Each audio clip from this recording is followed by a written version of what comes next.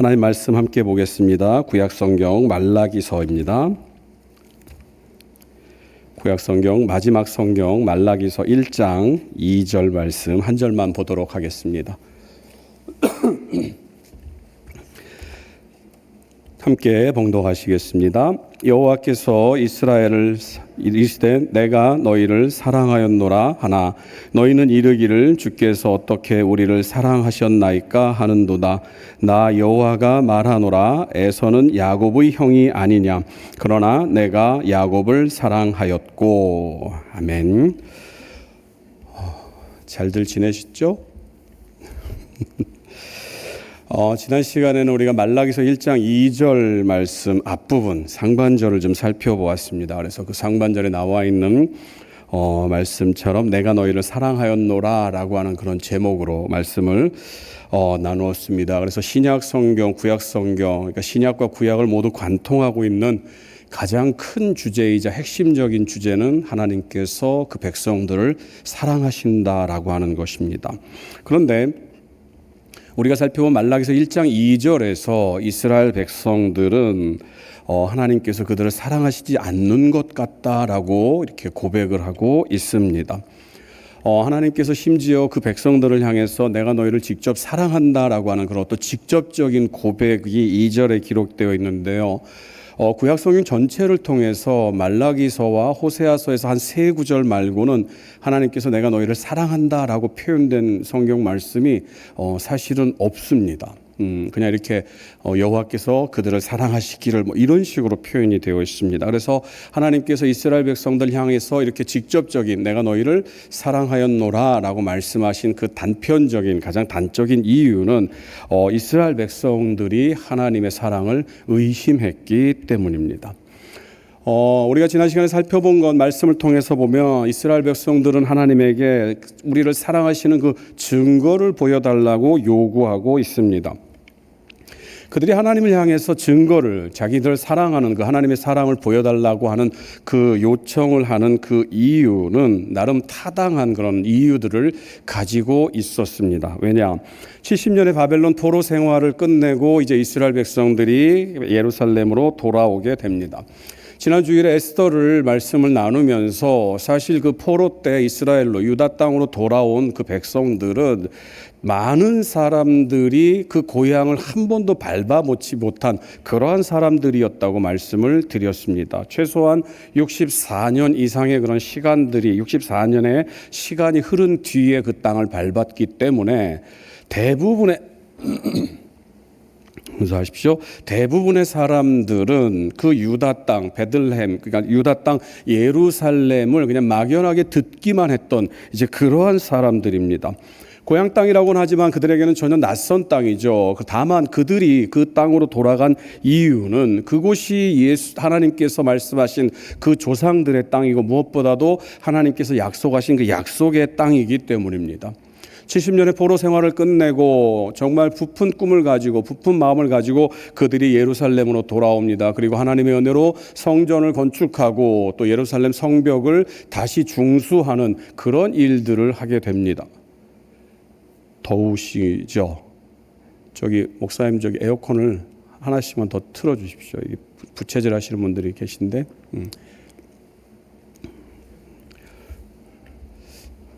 날씨가 참 그래요, 그렇죠? 네. 추운 것 같다가도 이렇게 덥기도 하고 그렇습니다. 네.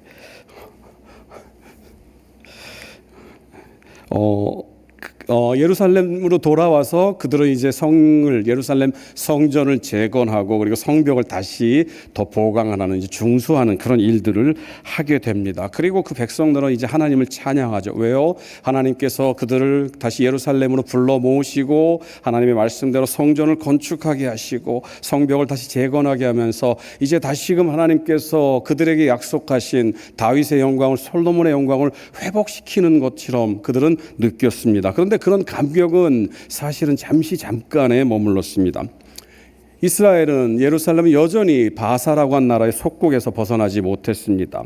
그리고 그 약속들 하나님께서 이루신다고 약속하신 그 약속들 다윗의 왕권이 솔로몬의 왕권이 다시 회복되고 너희들은 그 나라의 그 영광을 회복할 것이다 라고 하는 그 영광들은 정말 감감무소식이었죠. 그런데 그 시간이 무려 100년이라고 하는 시간이 흐르게 됩니다.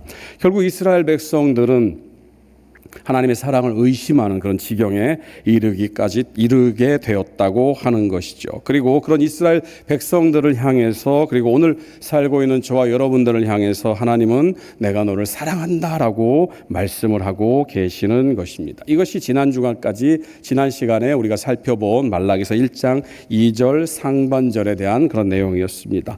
오늘은 말라기서 강의 세 번째 시간으로 방금 읽은 2절 하반절을 중심으로 해서 내가 야곱을 사랑하였고 라는 제목으로 말씀을 나누어 보도록 하겠습니다. 다시 지난주의 말씀을 좀 한번 상고해 보시기 바랍니다. 이스라엘 백성들은 주께서 우리를 사랑하셨는데 어떻게 사랑하셨는지를 보여주십시오라고 말했다고 말씀을 드렸습니다. 이 질문은 사실 하나님의 사랑을, 우리를 사랑하신다는 그 하나님의 말씀, 하나님의 그 선언의 증거를 우리에게 보여달라고 하는 어찌 보면 참 무례한 그러한 요구가 아닐 수가 없습니다. 여러분들이 우리가 자녀를 다 키웁니다만 어느 날 여러분 자녀가 당돌하게 찾아와 가지고 엄마 아빠 나를 사랑한 증거를 보여줘 라고 얘기를 한다면 아마 기가 찰 것입니다. 왜요? 우리가 그 애들을 지금까지 먹이고 입히고 키운 것들이 다 그 사랑의 증거인데 이놈들은 당돌하게 와가지고 나를 사랑한 증거를 보여주세요 라고 얘기를 하는 것, 오늘 본문이 말하고 있는 이스라엘의 모습이 그런 모습이 아닌가 생각을 해보게 됩니다. 그렇지만 하나님께서 직접 그들을 사랑한다고 말했고 그들이 삶 속에서 하나님의 사랑을 느끼지 못한다 할지라도 역사는 하나님께서 그 백성들을 사랑하셨음을 계속해서 증명하고 있습니다. 바사 왕이 이스라엘 백성들을 고향으로 돌아가라고 얘기를 합니다. 그 내용이 에스라서에 기록이 되어 있는데요. 에스라 1장 1절을 한번 보시기 바랍니다. 제가 읽어드리겠습니다. 바사왕 고레스 원년에 여호와께서 예레미야의 입을 통하여 하신 말씀을 이루게 하시려고 바사왕 고레스의 마음을 감동시키심에 그가 온 나라에 공포도 하고 조소도 내려 이르되, 하나님을 알지 못하는 고레스 왕의 마음을 감동해서 그 백성들을 돌려보내도록, 하나님의 사랑하는 자손들을 그 땅으로 돌려보내라고 명령을 하십니다. 그러면은 그 고레스 왕이 하나님의 뜻을 받들어서 내린 그 조소의 내용이 무엇인가? 에스라 1장 2절 말씀입니다. 바사왕 고레스는 말하노니 하늘의 하나님 여호와께서 세상 모든 나라를 내게 주셨고 나에게 명령하사 유다 예루살렘의 성전을 건축하라 하셨나니 라고 얘기를 합니다. 말씀드린 것처럼 예레미야가 예언했던 것처럼 하나님께서는 고레스 왕을 통해서 하나님의 뜻을, 그 백성들을 돌려보내고자 하는 하나님의 사랑을 증명하셨습니다. 돌아간 이스라엘 백성들은 어떻게 했습니까? 에스라 3장 12절 13절입니다.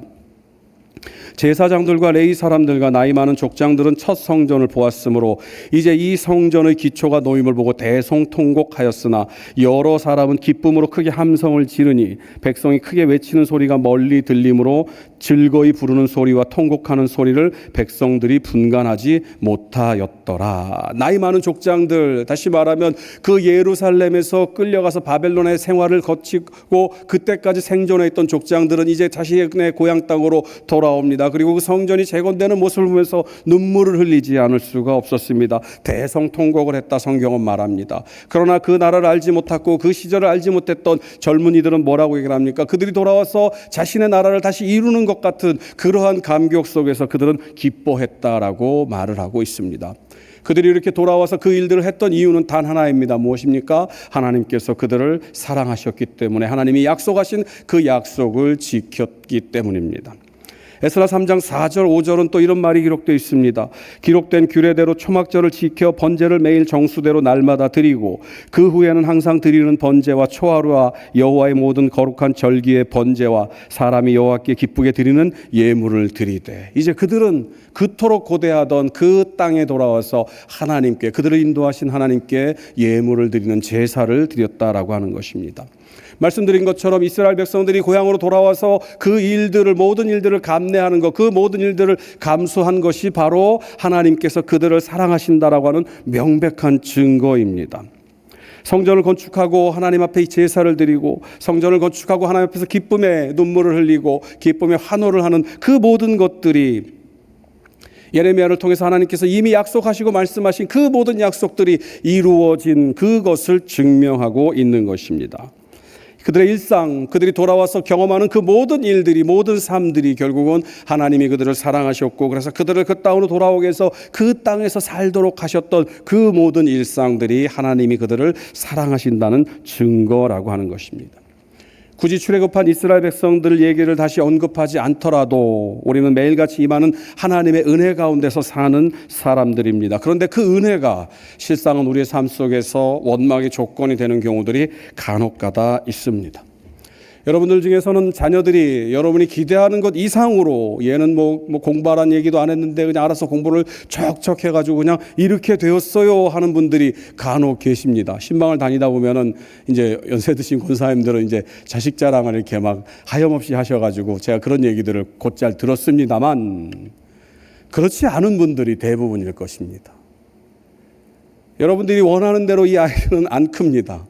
여러분들이 바라는 대로 이 아이들은 안 크고요. 그냥 이제 어느 순간부터는 그냥 속만 안 썩이면 좋겠다라고 하는 그런 마음을 가질지도 모르겠습니다. 여러분, 우리가 아이를 얼마나 힘들게 품습니까? 저는 여자분들이 이 아이를 가진 게 얼마나 힘든지를 이렇게 보면서 체험해서 아는 사람입니다. 정말이에요. 웃지 마세요. 제가 어느 날 밥을 먹고 양말을 신으려고 그러는데 이게 배가 나오니까는요, 양말을 신는데 이게 너무 힘이 든 겁니다. 그래서 그전에는 그런 걸 전혀 못 느꼈는데 배가 나온 뒤로 밥을 먹고 나면 더 배가 볼록 나오고 양말을 신는데 숨이 찰 정도로 이렇게 힘이 든 겁니다. 그래서 제가 그때 느꼈습니다. 이게 아이를 가진 엄마들은 정말 힘들겠구나. 제가 그때 뼈저리게 느꼈습니다. 저는 간접 경험을 했죠. 오랜 산고 끝에 아이를 낳았습니다. 그리고 정말 아기가 예뻐요. 너무 예쁜 아기를 보면서 그 아기의 방실방실 웃는 모습을 보면서 우리는 하나님의 은혜에 감사합니다. 하나님 어떻게 이런 예쁜 아이를 저희에게 주셨습니까? 그리고 그 아이가 이제 좀 커서 이제 막 재롱을 떨기 시작하는 겁니다. 그러면은 여러분, 밖에 나갔다가도 빨리 들어오고 싶어요. 왜? 그 아이를 보고 싶어서. 그리고 그 아이가 방실방실 웃으면서 아빠에게 달려오고 엄마에게 달려오는 그 모습을 보면서 우리는 하나님의 사랑을 간접적으로 배우게 됩니다. 그래, 하나님도 나를 이렇게 사랑하실 거야. 그렇게 우리의 삶 속에서, 우리의 가정 안에서 이 하나님이 우리를 사랑하심을 그렇게 피부로 느낍니다. 그런데 어느 순간부터 이 아이가, 그 뒷얘기는 뭐 따로 안 하겠습니다. 그 아이가 여러분의 기도 제목이 되어버렸습니다. 그 아이가 여러분의 염려거리가 되어버렸어요. 그 아이 때문에 여러분의 마음이 막 바짝바짝 타들어갑니다. 이것이 바로 이스라엘 백성들의 삶이고 오늘을 살고 있는 저와 여러분들의 연약한 삶입니다. 하나님께서 그들을 회복시키시고 그들을 그 땅으로 돌이키시고 그 땅에서 하나님의 일들을 감당케 하시고, 그리고 비록 그들의 삶은 여전히 변한 건 없지만 그럼에도 계속해서 그들의 삶에 함께 간섭하시는 하나님, 그 약속을 지키신 하나님을 우리는 어느 순간부터 의심하게 됩니다. 하나님은 나를 사랑하시지 않는 것 같다. 하나님이 나와 함께 계시지 않는 것 같다. 그러나 성경은 변함없는 그 하나님의 사랑을 성경 전체에서 우리에게 얘기를 해주고 있습니다. 그 대표적인 구절들을 몇 개 여러분과 함께 나눠보기를 원하는데요. 말라기 3장 6절입니다. 우리 같이 한번 읽을까요? 함께 읽습니다. 나 여호와는 변하지 아니하나니 그러므로 야곱의 자손들아 너희가 소멸되지 아니하느니라. 하나님은 변하지 않으십니다. 하나님은 언제든지 그 약속을 지키시는 분이에요. 그리고 그 약속의 핵심은, 그 약속이 가지고 있는 그 뜻은 나는 너를 사랑한다라는 하나님의 절대적인 사랑입니다. 그런데 그 하나님은 절대로 변하지 않는데 우리는 그 변하지 않는 하나님을 보면서 하나님은 변했어라고 생각을 할 때가 많이 있다는 것이죠. 히브리서 6장 17절입니다. 우리 또 한번 같이 읽어보겠습니다. 하나님은 그 뜻이 변하지 아니함을 그 일을 맹세로 보증하셨나니, 심지어 하나님은 맹세하셨다라고 히브리서 기자는 말을 하고 있습니다. 무엇을 맹세했느냐? 그 하나님의 뜻이 변하지 않는 것을. 나는 변하는 사람, 변하는 존재가 아니다. 나는 언제든지 내 말에 책임을 지는 신실하신 하나님이다라고 말씀하고 계시는 것이지요. 야고보서 1장 17절도 그런 말씀을 우리에게 들려주고 있습니다. 각양 좋은 은사와 온전한 선물이 다 위로부터 빛들의 아버지께로서 내려오나니 그는 변함도 없으시고 회전하는 그림자도 없으시니라.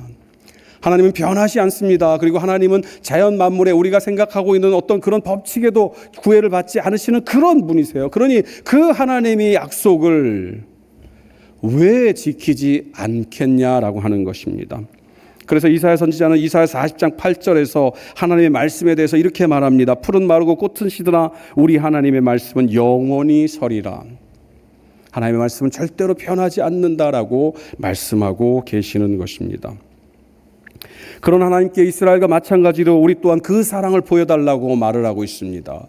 저와 여러분들의 삶을 돌아보면 하나님께서 우리에게 약속하신 그 어떤 것들, 우리가 바라고 구하는 그것들이 우리에게 충족되지 않으면 마치 하나님의 사랑이 버려진 것처럼, 하나님의 사랑이 우리가 그 하나님의 사랑에서 버려진 것처럼, 그리고 그 하나님께서 약속하신 그 사랑이 이제는 그냥 먼 약속, 먼 기억처럼 우리는 생각할 때가 많이 있습니다. 그러나 오늘 본문 속에서 하나님은 야곱을 사랑했다라고 하는 그 말을 통해서 하나님의 사랑이 여전히 변함이 없고, 그리고 그 이스라엘 백성들, 하나님에게 우리에게 사랑을 보여달라고 하는 그들에게 내가 야곱을 사랑한 것이 너희를 사랑한 그 증거가 아니냐라고 말씀하고 계시는 것입니다.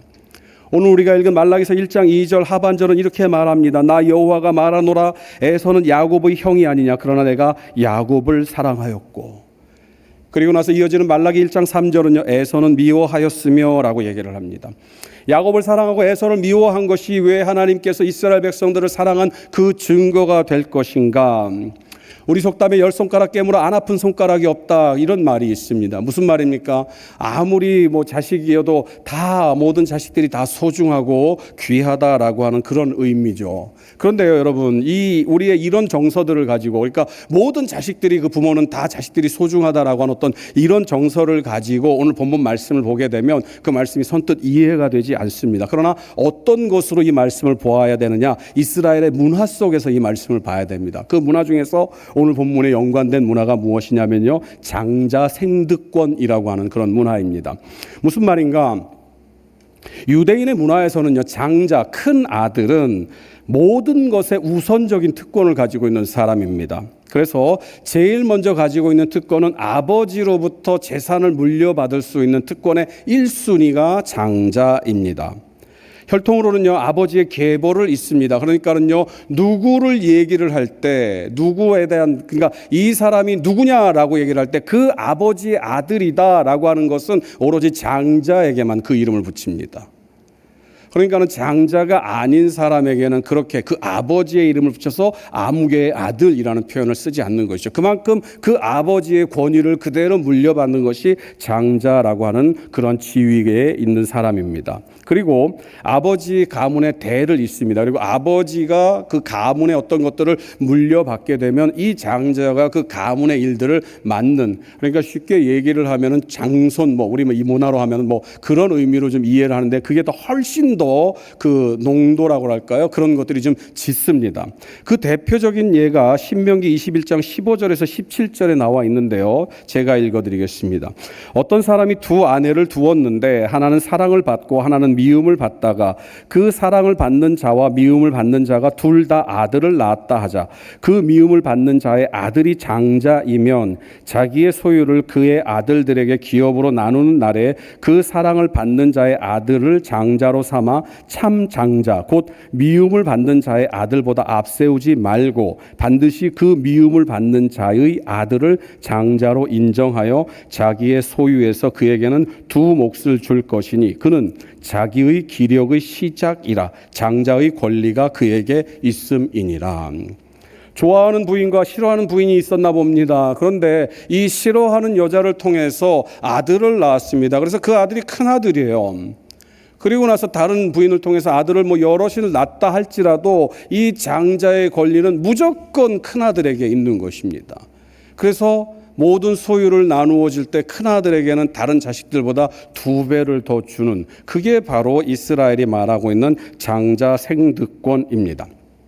그러니까 이스라엘의 문화 속에서 장자가 아닌 사람이, 큰아들이 아닌 사람이 큰아들의 권리, 큰아들의 지위를 얻는다는 것은 있을 수 없는 일입니다. 그런데 오늘 본문은 뭐라고 얘기를 합니까? 하나님께서는 장자인 에서가 아니라 야곱을 사랑했다 했다라고 말씀하고 계시는 것입니다. 그래서 오늘 2절을 하반절을 다시 보면 이렇게 되어 있습니다. 에서는 야곱의 형이 아니냐. 에서가 큰아들이잖아. 그런데 하나님은 야곱을 사랑했다라고 말씀하고 계시는 것입니다. 하나님의 사랑을 받을 권리가 없는, 하나님의 사랑을 누릴 수 없는 그 지위에 있는 사람을 하나님께서 장자로 택하셨다라고 하는 것이 바로 오늘 본문 2절의 말씀입니다. 우리는 여기서 한 가지 의문을 좀 가질 수 있을 것 같습니다. 왜 하나님이 하필이면 사랑이 많으신 그 사랑이라고 하신 하나님이 에서는 큰아들은 미워하셨을까? 장자의 권리를 빼앗긴 것도 억울한데 심지어 하나님이 미워하셨다라고 성경은 기록을 하고 있습니다. 우리가 읽지는 않았습니다. 3절 시작이 에서는 미워하였으며 라고 얘기를 하는데요. 이 말씀은 그냥 단순히 하나님께서 그 사랑과 미움, 야곱은 사랑했고 에서는 미워했다라는 그런 말로 이해하면은 이 말씀이 좀 우리의 의미 가운데는 좀 다가오지를 않습니다. 사랑이신 하나님이 에서를 미워했다라고 하는 것은 그것도 하나님의 백성인데 하나님의 본성에 관한 그런 거리가 있는 그런 표현이겠죠. 하나님께서 에서를 미워했다라고 하는 이 표현은요, 히브리어로 샤네이라는 말을 씁니다. 이 샤네이는 어떤 거냐면은요, 창세기 29장 31절에서 가장 잘 표현하고 있는데요. 제가 읽어드리겠습니다.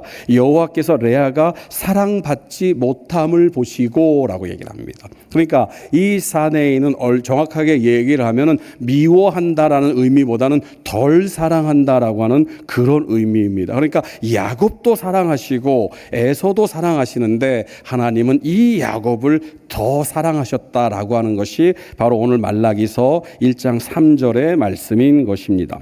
그래서 이 사랑을 염두에 두고 다시 오늘 본문으로 돌아와 보면은요, 이스라엘 백성들이 하나님께 요청을 합니다. 하나님께 말합니다. 하나님께 항변합니다. 하나님 도대체 우리를 사랑하신다고 말씀하셨는데 우리를 사랑하신 그 증거가 무엇입니까? 라고 할 때 하나님께서는 단호하게 말라기 선지자를 통해서 말씀하십니다. 에서가 아닌 야곱, 에돔 족속이 아닌 이스라엘을 선택한 것, 그것이 바로 너희를 사랑한 증거다라고 말씀하고 계시는 것입니다. 이 하나님의 선택은 하나님의 주권적인 사랑, 무조건적인 사랑을 우리에게 보여주고 있습니다.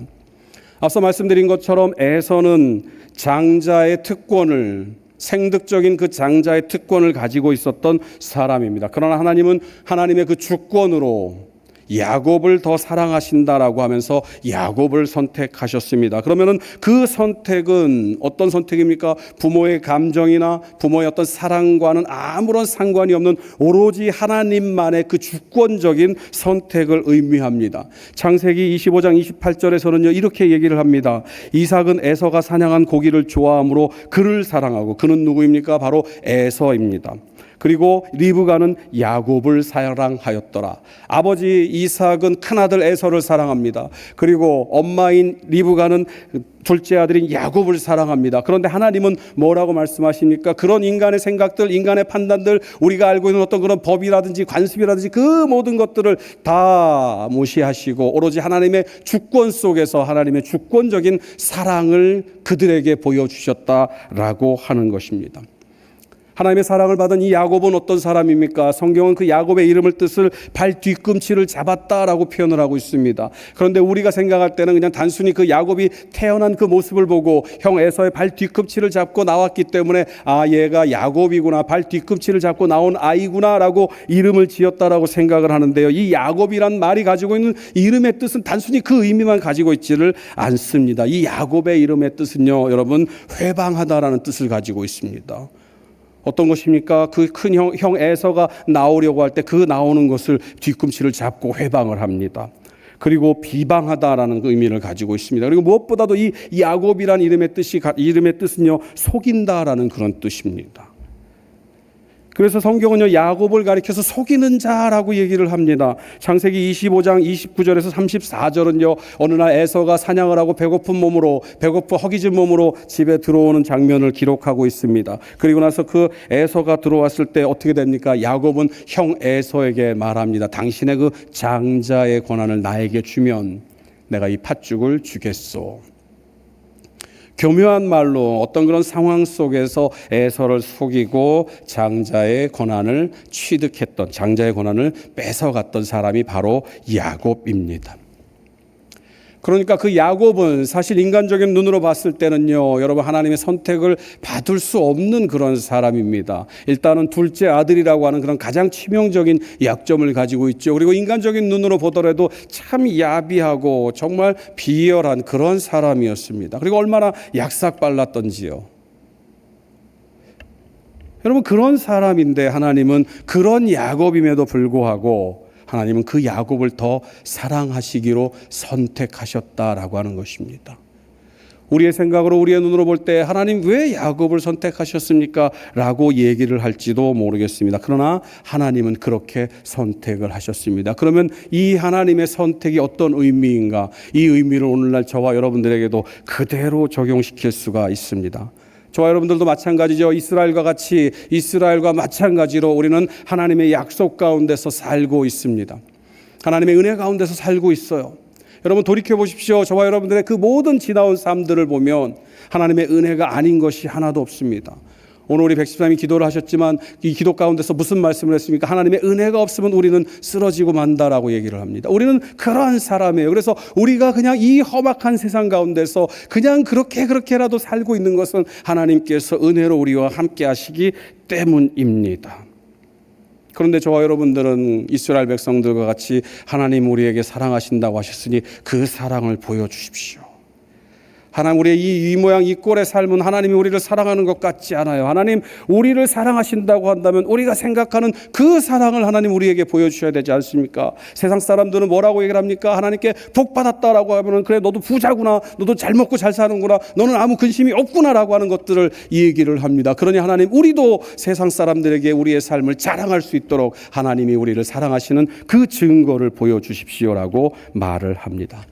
그런 우리에게 하나님은 말씀하십니다. 내가 야곱을 사랑했다. 내가 사랑받지 못할 야곱을 사랑했다. 내가 남들을 회방하고 남들을 비방하고 남들을 속이는 그런 야곱을 사랑했다. 그 말씀은 오늘을 살고 있는 저와 여러분들에게 그대로 적용이 됩니다. 하나님은 오늘 이 말씀을 통해서 저와 여러분들에게 말씀하십니다. 내가 너를 사랑했다. 사랑할 수 없는 너를 사랑했다. 남들을 속이고 비방하고 온갖 거짓을 일삼는 너를 사랑했다. 내가 아니면 죽을 수밖에 없는 온갖 죄에 찌들어서 그냥 죽을 수밖에 없는 너를 내가 사랑했다. 하나님의 이 사랑은 절대적인 주권적인 사랑으로서 절대로 벗어날 수가 없는 사랑입니다.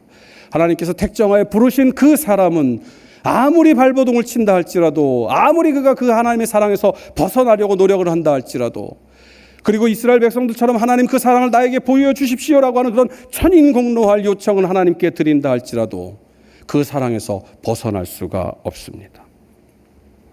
하나님의 이 사랑은 사랑받을 이유가 전혀 없는 우리를 하나님께서 사랑하셨기 때문에 우리가 누리게 된 그 사랑이다라고 하는 것입니다. 여러분, 어떤 사람입니까? 저와 여러분들은 어떤 사람입니까? 성경은 저와 여러분들을 죄인이라고 말을 합니다. 그리고 죄의 싹은 사망이라고 말을 합니다. 그러니까 저와 여러분들은 하나님의 그 사랑이 없었다면, 하나님의 그 선택하심이 없었다면, 하나님의 그 주권적인 그 용서하심이 없었다고 한다면 그냥 죽을 수밖에 없습니다. 에베소 2장 3절은 우리를 이렇게 말하고 있습니다. 전에는 우리도 다 그 가운데서 우리 육체의 욕심을 따라 지내며 육체와 마음에 원하는 것을 하여 다른 이들과 같이 본질상 진노의 자녀이었더니, 사도 바울은 이런 우리를 가리켜서 하나님과 원수된 자라고 말씀하고 있습니다. 우리는 하나님과 원수된 사람입니다. 우리는 하나님 앞에 도저히 나갈 수 없는 죄인이에요. 그리고 우리 힘으로는 우리의 죄를 단 한 터럭도 희고 깨끗하게 할 수 없는 그런 죄인입니다. 그런데 그 죄인인 우리를 하나님께서 야곱을 사랑하셨던 것처럼 우리를 사랑하시고 우리를 이끌어 가시고 우리를 인도하신다고 결정하시고 그렇게 우리에게 하나님의 사랑을 보여주고 계시는 것입니다. 사랑하는 성도 여러분, 한번 가슴 깊이 우리 본질을, 우리의 모습을 한번 생각해 보시기 바랍니다. 저와 여러분들이 의인입니까? 저와 여러분들이 의로운 사람이에요. 어쩌다 한번 착한 일은 할 수 있겠죠. 어쩌다 한번 의로운 마음이 우리 가운데 일어날 수는 있습니다. 그러나 우리는요, 본질적으로 죄인입니다. 예전에 한 가지 예를 들은 적이 있는데요. 정말 친한 두 여인이 있었습니다. 그래서 정말 자기의 모든 것을, 자기의 목숨까지도 내어줄 수 있는 그런 마음을 가지고 있는 두 여인이 있었다고 합니다. 열심히 사랑하고 열심히 함께 즐겁게 생활을 하는데 어느 날 갑자기 누군가가 나타나서 한 여인에게 이렇게 얘기를 합니다. 너가 참 예쁘다. 그리고 너희들의 우정이 너무나도 귀하다. 그래서 내가 이제 누군가 너가 선택한 것이 있으면 네 친구에게, 네가 사랑하는 정말 그 사랑하는 친구에게는 2배를 주겠다라고 이렇게 얘기를 했습니다. 그랬더니 이 여인이 어떻게 했을까요, 여러분? 내 한쪽 눈을 멀게 해주세요. 이해되십니까, 여러분? 뭐 그런 표정으로 이해되시죠? 네. 네 사랑하는 친구에게는 네가 받은 것의 2배를 주겠다. 왜? 너가 그렇게 그 아이를 사랑하니 내가 그렇게 해줄게 라고 얘기를 한 겁니다. 그랬더니 이 여인이 뭐라고 합니까? 그렇게 사랑하는 그 친구에게 자기의 2배의 선물을 주기 위해서 내 한쪽 눈을 멀게 해주세요. 그러면 그 친구는 어떻게 됩니까? 2배를 받으니까 2눈이 다 멀게 되는 거죠. 여러분, 이게 우리 인간들의 모습이다라고 하는 것입니다. 사촌이 땅을 사면 배가 아프죠. 사랑하는 성도 여러분, 그럼에도 불구하고 하나님은 야곱을 선택하셨고, 그럼에도 불구하고 하나님은 저와 여러분들을 선택하셨습니다. 하나님이 우리를 사랑하는 증거를 보여주십시오라고 한다면 저와 여러분들이 이 자리에 있는 것이 바로 하나님이 우리를 사랑하는 증거임을 기억하시기 바랍니다. 저와 여러분의 입으로 하나님을 부를 수 있다는 것, 그 사실 자체가 하나님이 우리를 사랑하신다는 증거임을 기억하시기 바랍니다. 하나님과 원수된 우리를 사랑하신 그 하나님의 그 사랑을 믿으시기 바랍니다. 그 사랑은 여전히 우리 가운데, 우리의 삶 가운데 충만해 계심을 믿으시기 바랍니다. 저 여러분들의 그 평범한 일상이 하나님의 사랑임을 믿으시기 바랍니다.